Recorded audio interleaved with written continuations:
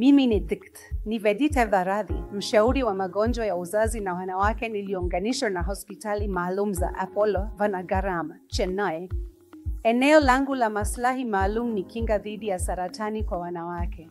Tunapozungumzia kinga dhidi ya saratani kwa wanawake, tunazungumzia saratani ya matiti, saratani ya shingo ya kizazi, saratani ya mfuko wa uzazi na ovari. Kati ya hizi, kwa sasa tunavutiwa zaidi na saratani ya shingo ya kizazi.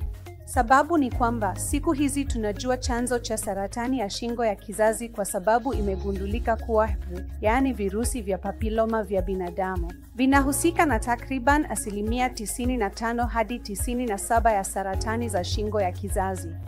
Na kwa kuwa tunajua chanzo chake, sasa tuna chanjo dhidi yake. Kwa hiyo, dunia nzima sasa inaelekea kwenye afya ya kinga. Kwa hiyo, ugonjwa au saratani ambayo tuna chanjo dhidi yake kwa sasa ni saratani ya shingo ya kizazi pekee, ambayo pia inapatikana hapa nchini kwetu siku hizi. Na tunazo aina 3 za chanjo ambazo ni chanjo za HPV zinazopatikana nchini kwetu. Moja ni chanjo ya aina 4 quadrivalent ambayo imekuwa ikitumika tangu mwaka 2006 na sasa hivi tumepata chanjo mpya ya aina 9 nonavalent. Nonavalent inamaanisha chanjo ambayo inalinda dhidi ya aina 9 za virusi vya HPV ambayo ndiyo ya hivi karibuni.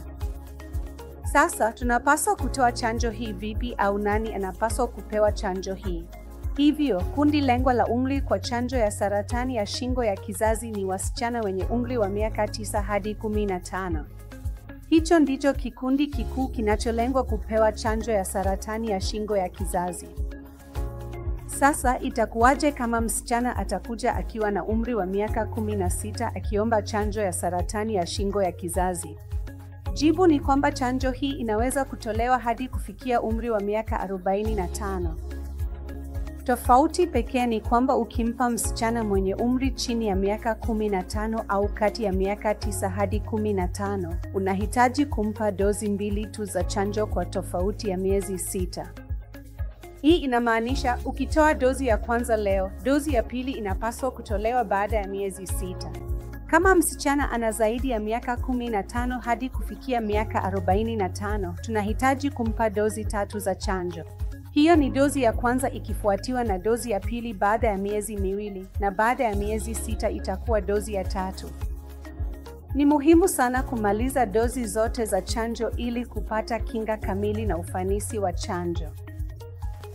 Kwa hiyo, Shirika la Afya Duniani WHO limefanya ratiba ya chanjo hii kuwa rahisi zaidi siku hizi, ikimaanisha kwamba chini ya umri wa miaka 20 inatosha kutoa dozi 1 ya chanjo na zaidi ya miaka 20 ni dozi 2 za chanjo.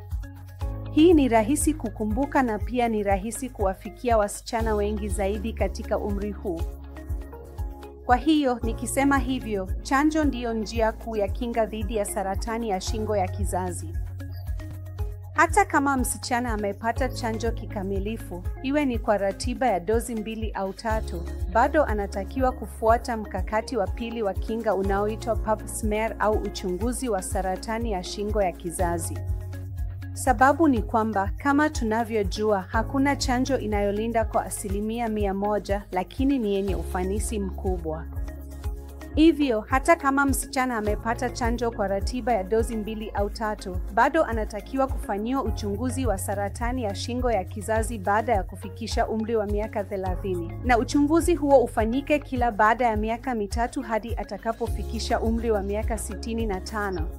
Tukifuata mikakati hii miwili ya kinga ya msingi na kinga ya pili, ambapo kinga ya msingi ni chanjo na kinga ya pili ni uchunguzi wa saratani ya shingo ya kizazi kwa kutumia kipimo cha pap smear au kipimo cha HPV, tutaweza kutokomeza saratani ya shingo ya kizazi katika vizazi vichache vijavyo duniani kote.